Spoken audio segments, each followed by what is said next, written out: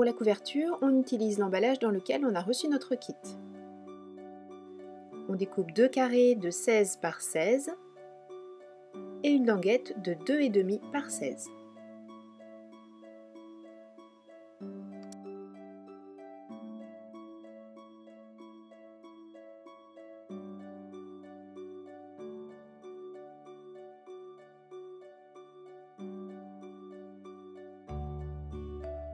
Dans le papier concrete, on découpe 2 carrés de 19 par 19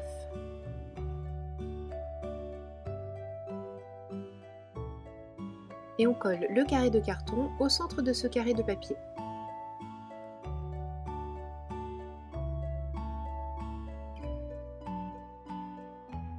On va ensuite dessiner les angles que l'on va couper.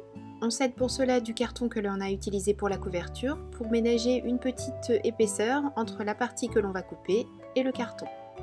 On ne coupe pas jusqu'à l'angle, on laisse une petite partie de papier visible.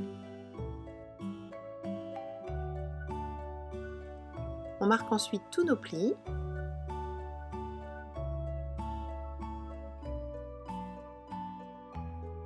On va coller les angles 2 par 2. Je vais coller celui-ci et celui qui est en face.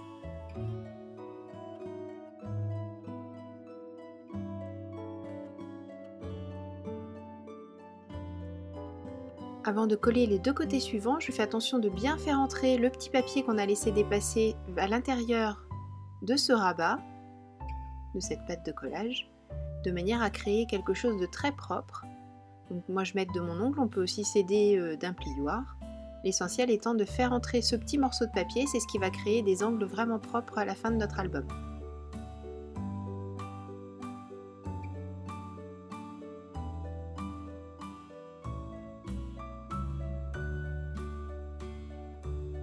Je peux ensuite coller la pâte de collage. Et bien sûr, je fais exactement la même chose de l'autre côté, de manière à obtenir quelque chose de très propre là aussi.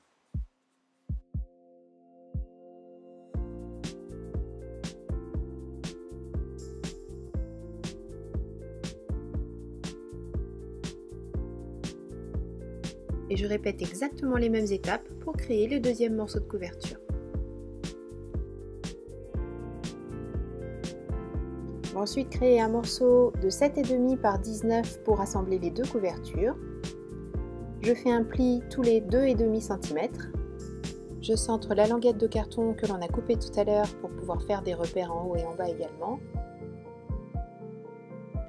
Et avant de coller, je réalise une petite frise avec une perforatrice de bordure. Alors peu importe la perforatrice, vous pouvez choisir aussi de déchirer pour donner un effet un petit peu différent ou de laisser tel quel. On peut ensuite coller la languette de carton en suivant bien les repères que l'on a mis tout à l'heure. Et avant d'aller plus loin, on va habiller nos couvertures. Pour ça, j'ai choisi deux papiers de la collection. Alors bien sûr, vous choisissez ceux que vous préférez. Faites bien attention par contre à respecter le sens de lecture de vos pages parce que si vous regardez bien, pratiquement toutes les pages de la collection ont un sens avec des écritures ou des dessins. Et bien sûr, avant de coller, je mets un petit peu d'encre tout autour pour avoir une jolie finition. Une fois mon papier ancré, je mets de la colle au dos et je mets d'un chiffon pour bien appliquer mon papier de manière à éviter qu'il y ait à certains endroits trop de colle ou pas assez. Ça me permet de vraiment répartir la colle sur toute la surface de mon papier sans l'abîmer parce qu'en travaillant directement avec les doigts, on risque ou de le salir ou de le déchirer. Et je fais bien sûr exactement la même chose sur la deuxième partie de couverture.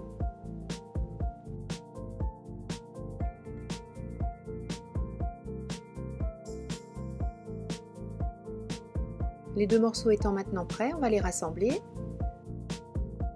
Je mets de la colle d'abord sur un des côtés et avec une chute de carton, je ménage un espace entre la languette et la couverture. Toujours avec mon chiffon, j'enlève les éventuels excédents de colle et j'appuie pour bien faire adhérer.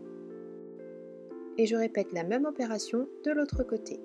Faites bien attention, je le répète, au sens de lecture de votre papier. Je coupe en biseau pour éviter que cela ne dépasse après.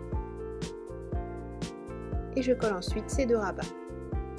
Avec mon plioir, je marque le papier. Alors bien sûr, je ne l'écrase pas jusqu'au fond de l'ouverture. Je marque juste pour qu'une fois que la colle soit sèche, tout se passe bien au moment de l'ouverture et de la fermeture de l'album.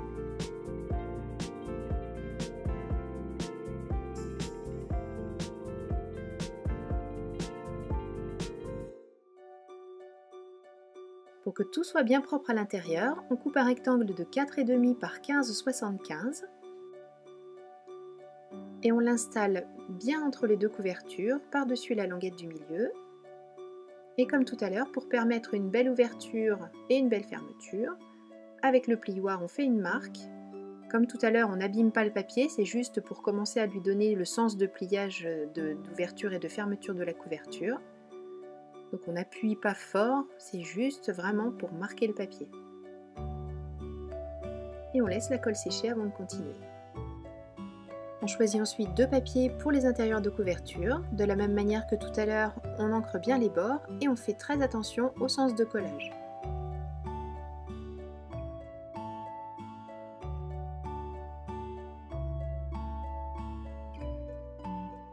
Même si sur le modèle que vous voyez ici, les pages sont déjà installées, moi je vous conseille d'installer les angles en métal dès maintenant avant de coller vos pages à l'intérieur.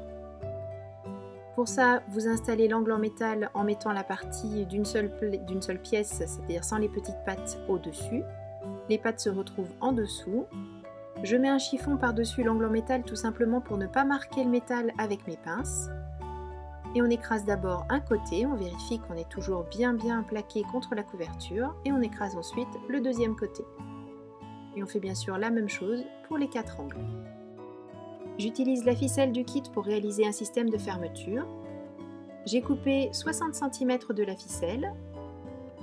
J'ai repéré le milieu. Je repère aussi le milieu de mon dos de couverture. Je mets un petit trait de colle et je fixe le centre de la ficelle sur ce trait de colle. Vous pouvez vous aider par exemple d'un bloc acrylique pour tenir en place le temps que ça sèche. Et pour cacher cette ficelle, dans un papier je découpe une bande de 2 par 15,5. J'encre les bords. Et pour fixer cette languette, je vais utiliser de la mousse adhésive.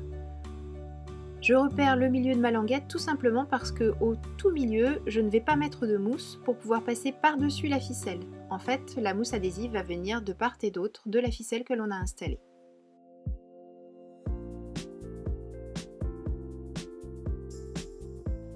Voilà, vous pouvez maintenant passer à la réalisation des pages.